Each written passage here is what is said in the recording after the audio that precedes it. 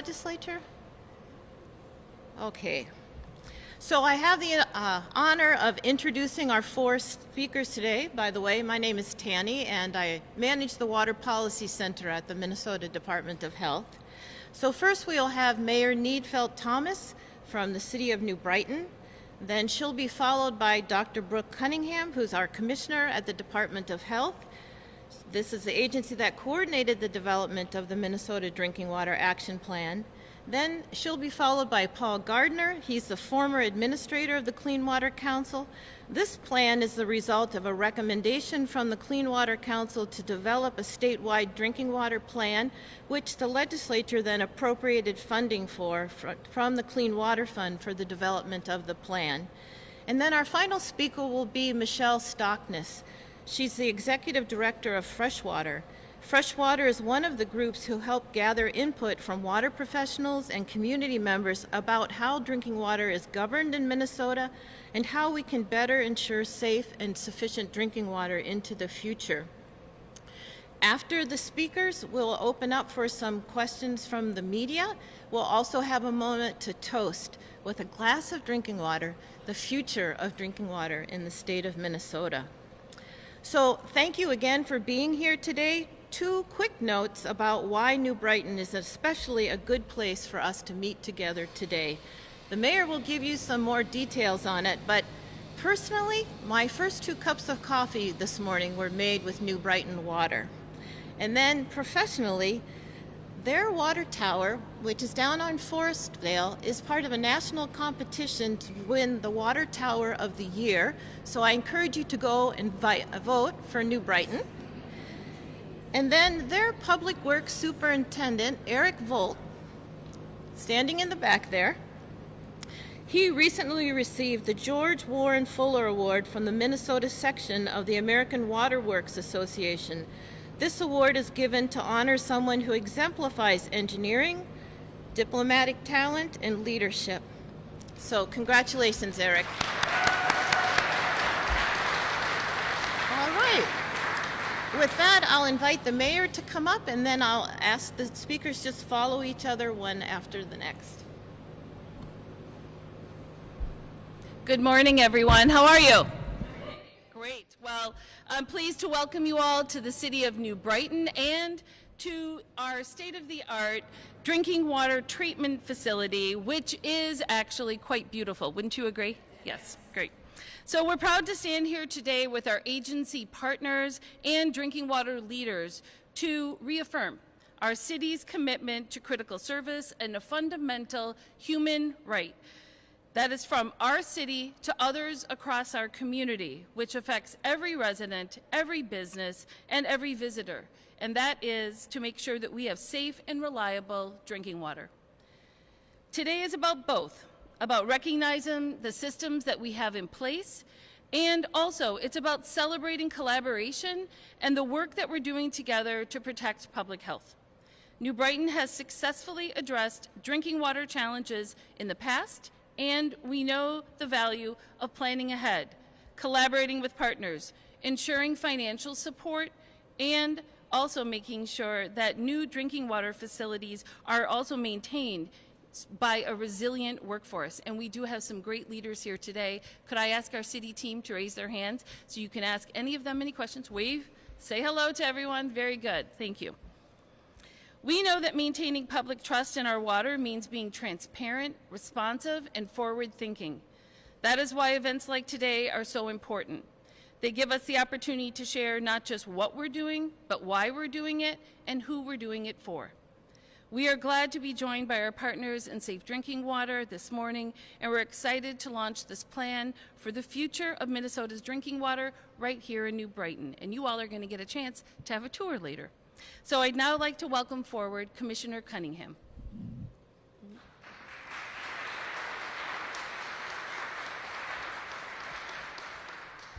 Good morning. I am pleased to join you all today to launch the first ever Minnesota Drinking Water Action Plan.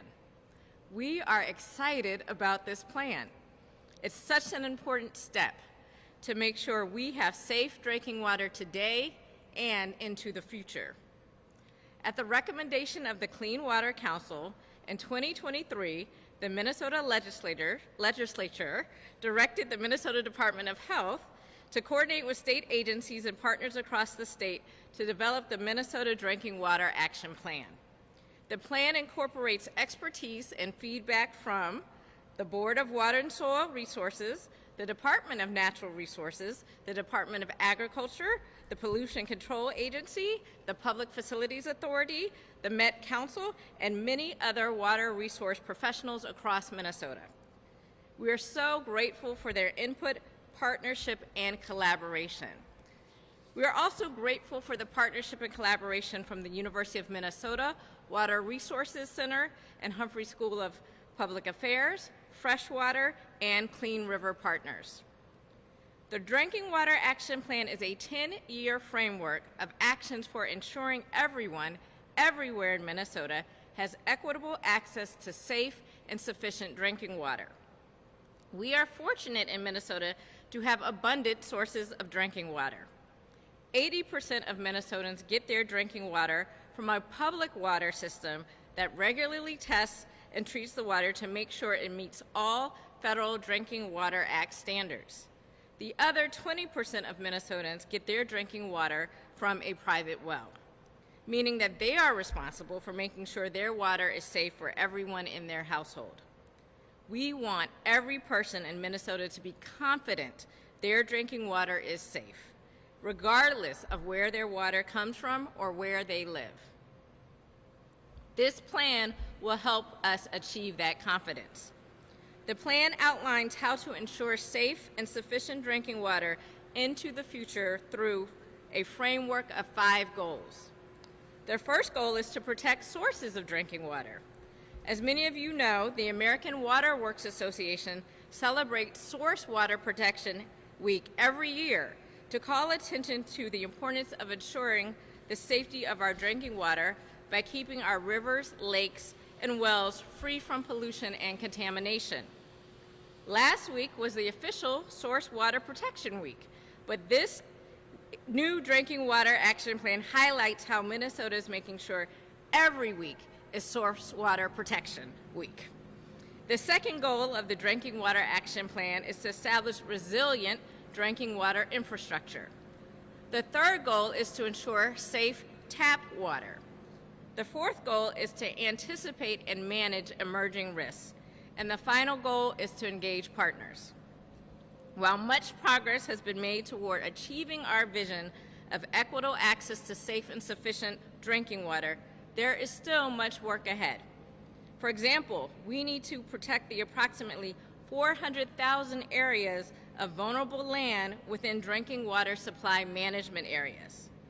We need to reduce the impacts from flooding and other climate change-related events to drinking water supplies. We need to upgrade and modernize data systems. We need to connect to communities throughout Minnesota to understand their drinking water concerns and priorities. We've done a lot, and there is much more for us to do. To get there, we need the continued support from our state and federal partners to develop and preserve drinking water standards for public systems, to fund infrastructure improvements, and to provide core funding for our public drinking water program. We are grateful for the state's continued commitment to safe drinking water. The 2025 Minnesota legislature passed a bill increasing the safe drinking water fee to help all public water systems get the support they need. And the passage of the bonding bill provides additional funding for drinking water infrastructure and affordability grants for small water systems. The Minnesota Drinking Water Action Plan is our shared commitment to continue working to ensure that everyone anywhere in Minnesota can be confident it is safe to drink the water when they turn on the tap. We invite you to take action with us. Here are 3 things that you can do. Read the plan and see how your organization or community can participate or support efforts. Test private wells for bacteria, nitrates, arsenic, lead, and manganese. And those of you who are customers of public water systems, check your water quality report to better understand the quality of your water. These and other actions can help us ensure drinking water for current and future Minnesotans. A safe, sufficient, an affordable supply of drinking water is essential for healthy Minnesotans, healthy communities, and for a healthy economy. Thank you.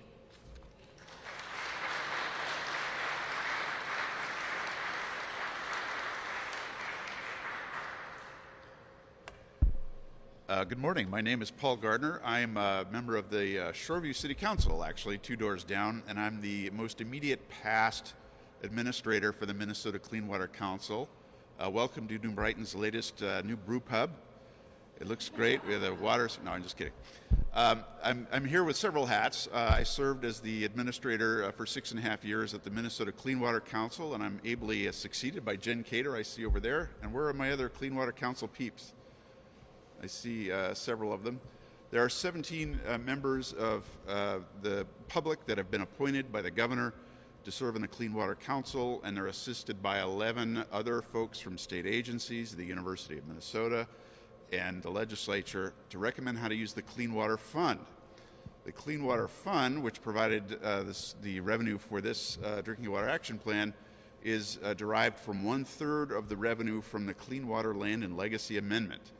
The Clean Water Land and Legacy Amendment was passed by the voters during the worst recession since World War II in 2008, and it showed the support for clean water by the people of Minnesota. Now that I'm not a state employee, I can tell you that money expires in 2034. So pay attention. I'm also here as a city council member in Shoreview. I'm the rookie council member, where we're very concerned about things like risk to our infrastructure, and we also get our groundwater from the same source as New Brighton. So, a drinking water action plan. When you say to most people, we completed a plan, yay, they say, isn't that a 3-ring binder on a shelf that has a wish list of things that you wish you could do if you had the money? Well, the nice thing is in Minnesota, because of the generosity of the voters, we actually have a plan to assess the risks to our drinking water and other things with other plans like chloride and lead, and we can actually figure out how to mitigate or avoid those risks in the future, and then we have money to give as grants to help support part of the things that are in the plans. That is the generosity that the voters have provided us. So the health department obviously is the lead on drinking water, but we had the other agencies that Commissioner Cunningham mentioned, because everything is connected. Land use is a critical connector to the safety of our drinking water supply. But in more than 900 communities around the state, with about 800 cities or so, but there are others, public water suppliers, each one of them has or will soon have a drinking water source protection plan, which again is not a 3-ring binder, well, it is a 3-ring binder, but it has all the action steps they need to take to reduce the risk to their drinking water, whether it's from surface water or groundwater, into the future. We can never guarantee what happens to our water, but we can reduce the risk to our water by as much as possible. The wonderful thing is that these local plans look at everything, particularly land use, and there's really sophisticated tools that can help you, in some cases, figure out what fields, what farm fields, what parking lots are actually within an area that within 10 years could contaminate a drinking water well. That's how good it is, made in part possible by the Clean Water Fund. But now we have a bigger picture, a statewide plan, and other states cannot do this. We did a cost-benefit analysis for the removal of lead in our drinking water infrastructure, and Representative Jordan was great at flogging our 3-ring binder around the legislature to point out that we save money by removing lead in our infrastructure. So that is why a plan was useful. We have a chloride management plan, which helps cities figure out how to reduce the amount of road salt and water softener salt that's getting into our wastewater that could get into our drinking water. Now we have a statewide drinking water action plan that helps us assess all of the risks at a large scale, not just at the local scale. So that's pulling in everything from climate change and what that might do to our surface and groundwater supplies, either good or bad. These are things we're very worried about at this municipal level, to making sure we have the people who can do the work. We're very concerned about the exit of the baby boomers from the workforce, and making sure, like all other fields, we have people to do this work is critical. But I'm thrilled to be here in New Brighton, which has always been forward-thinking. As our neighbor from Shoreview, we were supposed to do this in Shoreview first. This is another reason we're here. But we're just thrilled to announce the release of this Drinking Water Action Plan, and I thank the Department of Health and all their partners for making this possible. Thank you.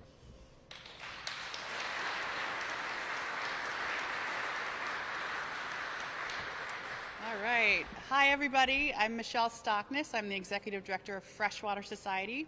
We are a nonprofit that works to inspire and empower people to value and preserve water. And we agree that everyone, everywhere in Minnesota should have safe and sufficient drinking water. Whether you're on a big city water system or a private well or a business, this is important to everyone. We're really proud of Minnesota for making safe drinking water a priority. As a drinking water engineer, I'm super proud myself. I don't know of other states that are taking steps like this, and it's great for us to be proactive. And I want to emphasize the action part of this. Drinking water doesn't happen, safe drinking water doesn't happen on its own. We know that safe drinking water takes proactive planning and work. These are actions of many people working every day with nature and chemistry and mechanical equipment to keep things flowing. Do you like the pun? And to also, there's a lot of risks that people are managing every day for safe drinking water. And we need to get safe drinking water to businesses and people 24/7. And safe drinking water really doesn't happen on its own. Freshwater was proud to have helped with the community outreach part of this plan. And we really appreciate that this plan took an honest look about what's working well in the state. We are doing wonderful things as a state for safe drinking water, so we should be really proud of that. And the plan also looked at areas where we can improve. More specifically, we're very glad this report included a few specific things. We appreciate that community member and tribal member feedback was incorporated. These are groups that have been historically underrepresented in drinking water planning. We like that this plan includes clear identification of the roles in the partnerships we all play in safe drinking water. Safe drinking water isn't one group doing it all. It's government, it's researchers, it's businesses, it's nonprofits, it's community members. All these groups have a role in safe drinking water. We're also happy to see support for growing the water workforce. As Paul alluded to, a third of the water workforce is retiring in the next 10 years, so we need more people in these wonderful water jobs. And lastly, we're really happy to see that this report identifies more support for private well users. 1.2 million people in Minnesota use private wells for drinking water, and we know they have gaps in safe drinking water protection and support. So kudos to the state and everyone who helped work on this plan. We love that this plan is here. Thank you to the state for your leadership in developing this framework. It's really important. And as we move towards plan implementation, the plan is the easier part, right? Now we have to implement it, which is more work. So we look forward to collaborating with all of you to make sure that everyone everywhere in Minnesota has access to safe drinking water. Thank you.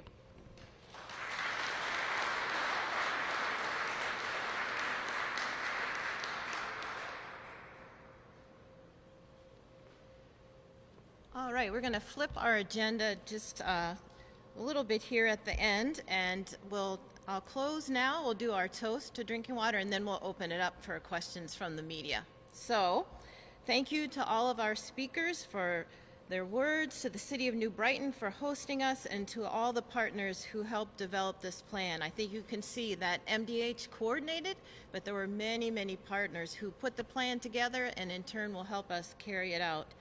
New Brighton also graciously invites you to take a tour of this cutting-edge drinking water treatment plant. Please see Eric, who's at the rear, I think, if you'd like to take a tour afterwards.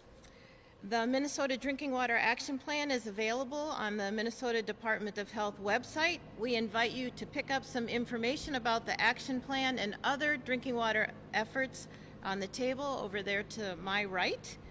Thank you to the media for helping share the word about the importance of safe drinking water and ensuring safe and sufficient drinking water into the future.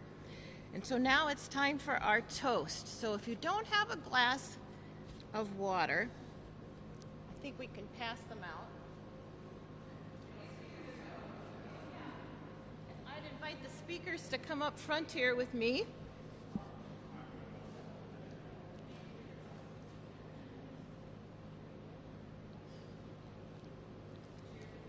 Yep. Yep.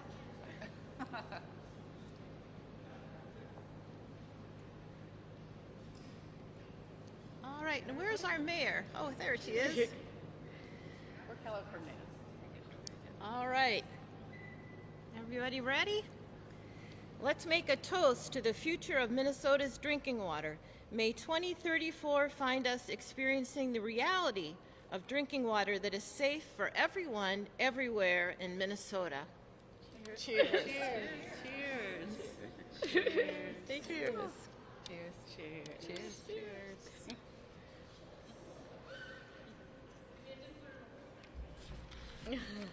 All right. Awesome. Then I'll invite Amy up. Paul's like, oh, that's good. Paul, it's pretty late and you writing beer? I'm teasing. We don't have any brewery. Without good water, you can't have good beer.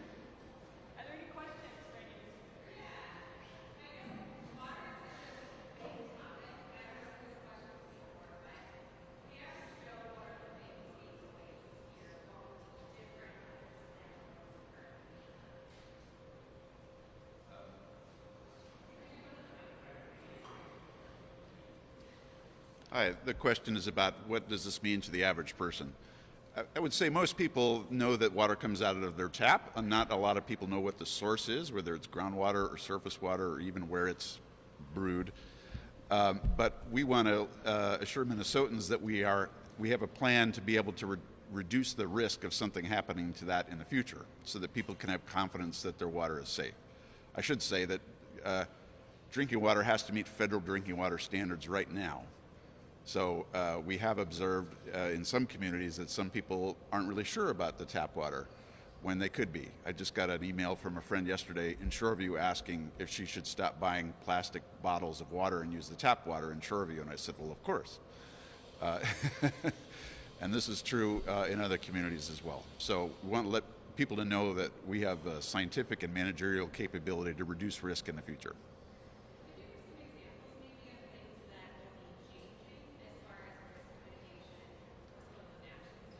Sure.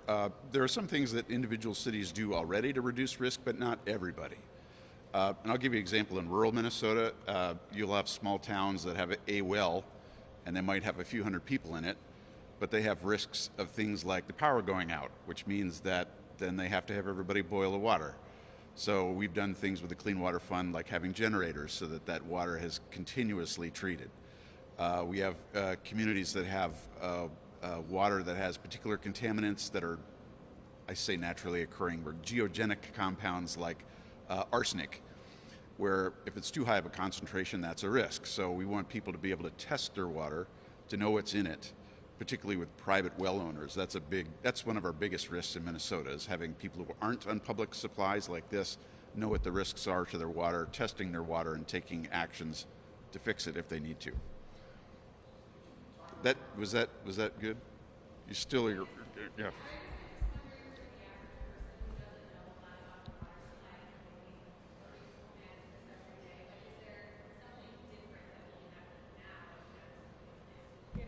Yeah.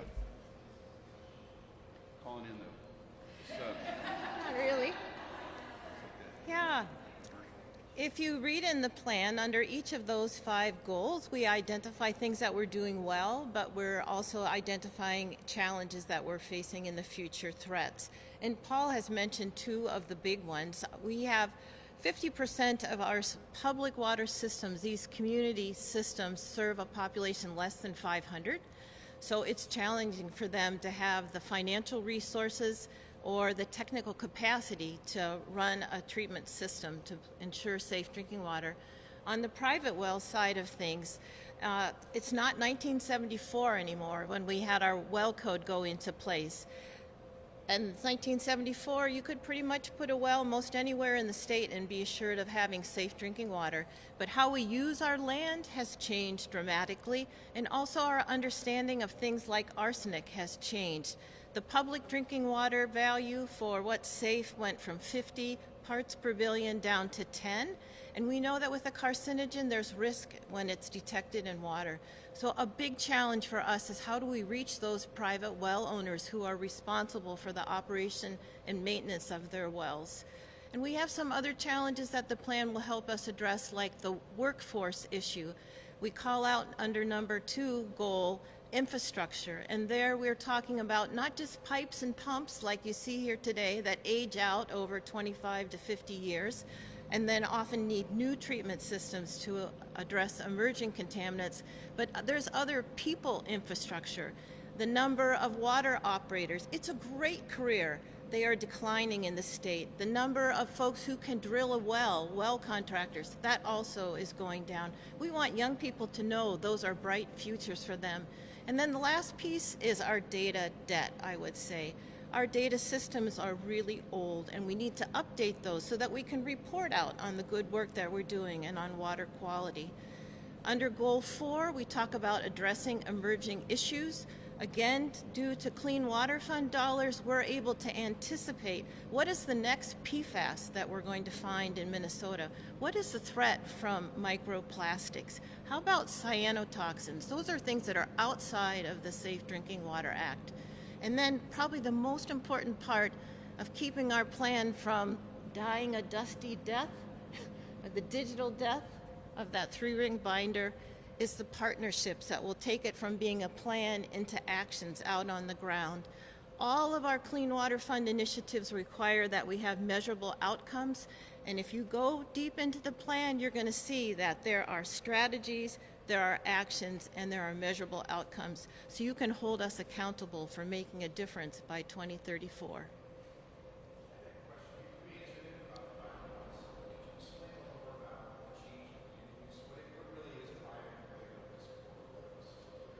For private wells?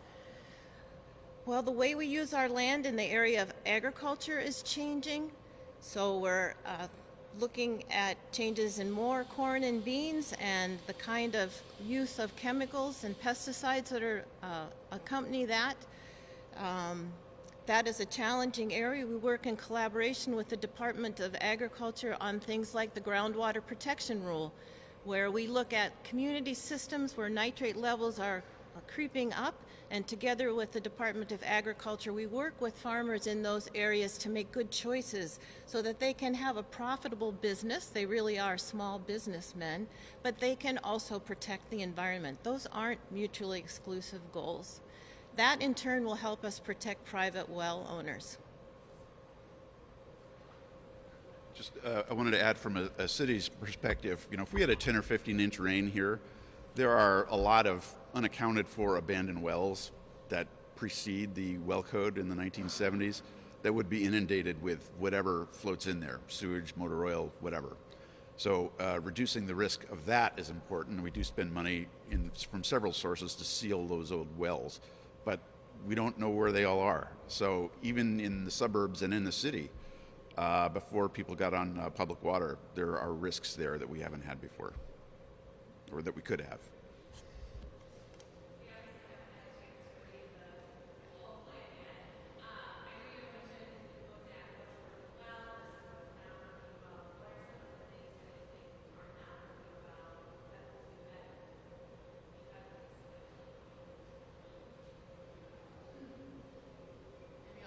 Take a turn. I would say that the biggest thing I'm discovering, I have 20 years as a drinking water engineer, and what I've learned about water in Minnesota is there's so many groups working on so many different things. I think what I'm especially proud of it is this plan is all of us that work in drinking water standing together and saying this is a priority, and we're going to continue to collaborate and partner together. Because it would be really easy just to stay in your own little silo and do your work, but we really need to coordinate more together. And so I'm really happy to see this plan has so much input from so many different groups. And that's what I think is sort of the tricky part of water in Minnesota, is there's so many people that are doing great things, but we need to coordinate more. So I'm happy to see all the input that went into this plan, and we're sort of reaffirming that commitment to safe drinking water and the value of water together.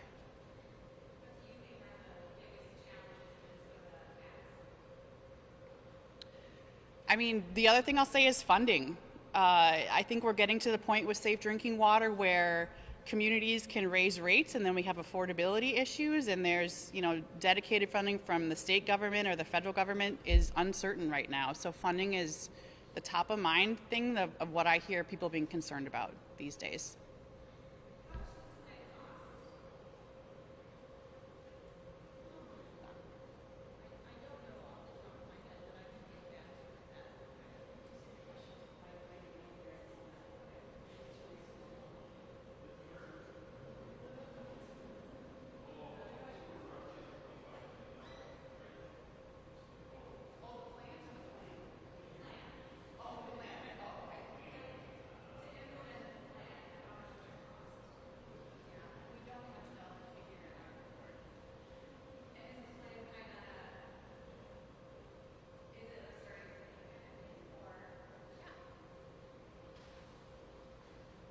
So, no. So actually, we had the start date as 2024, and we've been working to get the plan launched for the last year. And the idea is that it sunsets in 2034, which lines up with the sunset of the Clean Water Land and Legacy Amendment. And so that accountability factor is built in there. And the plan is similar to our Clean Water Fund performance report, that the agencies and groups that are involved in the plan, they're all named in the under the goals, strategies, and actions, that every 2 years we will put out a report saying this is what we've achieved over the past 2 years, so that you'll know what's happening and what's not happening. Can I, as someone in the city, there are risks that we can't understand because groundwater, for example, doesn't observe political boundaries. And so we don't have the capacity to understand what happens in 100 miles away is going to affect us. We just don't have the capacity to do that. You also asked about challenges. Can I throw out something to you? So I've heard a line about climate change that I think fits here, which is it's no longer about technology, it's about psychology. We have opportunities right now for most Minnesotans to live better in a way that's protective of our drinking water, whether you're a cabin owner, whether you're a farmer, whether you own private forest land, whether you have a suburban house with turf grass on it. We have tools for everybody that's distributed to the local level with money at the federal, state, and local levels to help people. We'll bend over backwards to help people figure out how to do those things that are better for water, whether it's drinking water or surface water. The plan helps us show people what's possible so that we can open the door and then we ask people to walk through.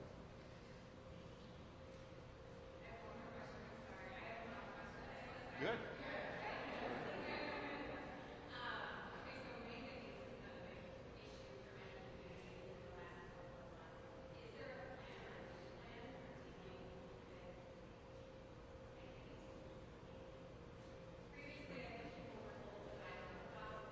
Yeah.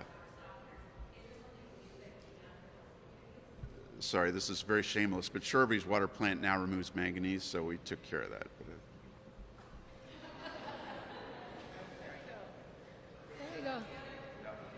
Yeah, so you're right. That's a more recent development, and there isn't a primary drinking water standard for manganese. There's only one for aesthetics. And so our folks in the area of our department that does health risk assessment develop values for what's safe to drink over a lifetime for an adult or for an infant. So we have those values, that science to stand on when we advise community water systems about it. It is not a regulatory value at this point, so cities have the option to test or not to test for manganese. Likewise, they have the option to treat or not to treat for that. Because of the relationship between our district engineers and those communities, and because those communities, they want to serve a trustworthy product to their customers, most cities have opted to test for it and are looking for ways to fund treatment for it. With our colleagues at the Public Facilities Authority, we have changed the requirements for how you get a grant or a loan out of our state drinking water fund to be able to fund treatment for manganese. That wasn't possible in the past because it wasn't a federal standard. So we're taking steps in that direction. Some states have their own regulatory values for drinking water contaminants. We don't in Minnesota. One of the things that this plan says is we should thoughtfully consider whether that would be a help to us here in Minnesota.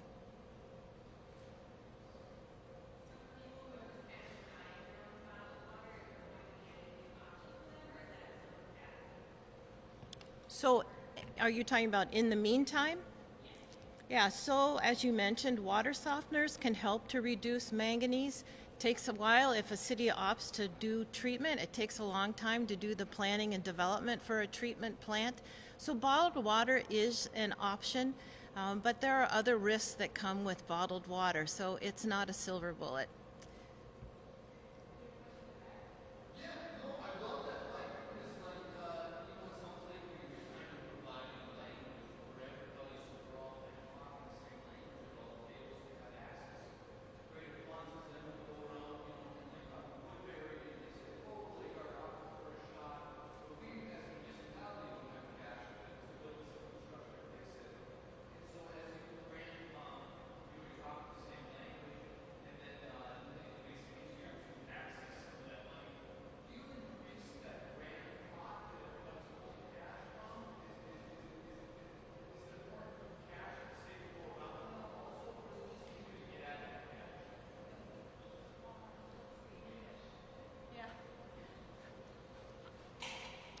I don't know all that much about the State Drinking Water Revolving Fund. I know that there are dollars that come from the federal government that are portioned by a certain equation to the state of Minnesota.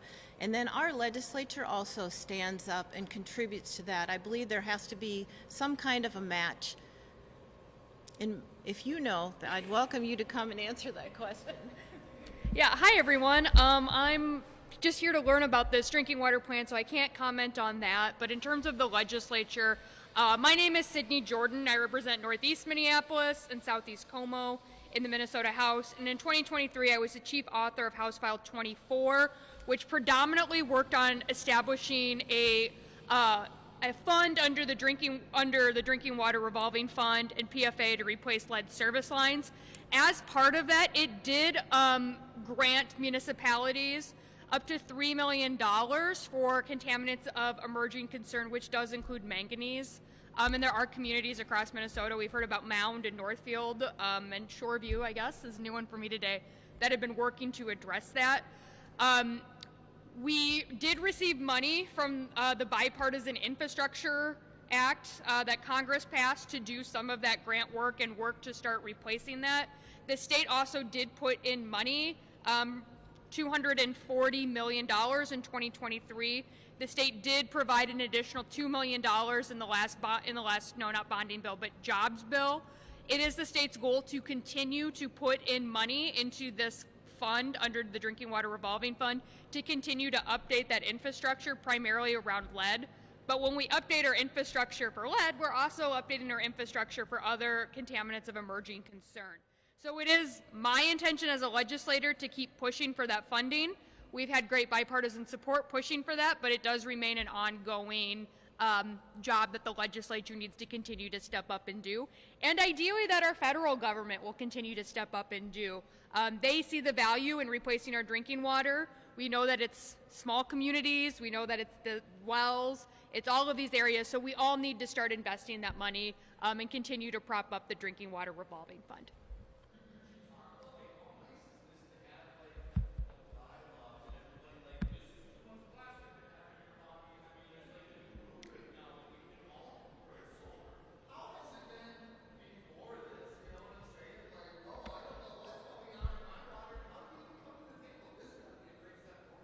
I mean, I really applaud all of our state agencies, and in particular our Department of Health, for making sure that we do have these plans grounded in working with their municipalities and agencies and grounded in science and what's best for Minnesotans. So as long as we can, as a legislature, can continue to make these connections about clean water, which regardless of what your political bent is, you need clean water. We all know that. Clean water is a bedrock of our entire bodies. Our whole bodies are made up of water. So making sure that we have reports like this can really aid the legislature in working bipartisanly to ensure that every Minnesotan has access to clean water, and work with our federal partners to make sure that they can continue to fund clean water infrastructure for every Minnesotan.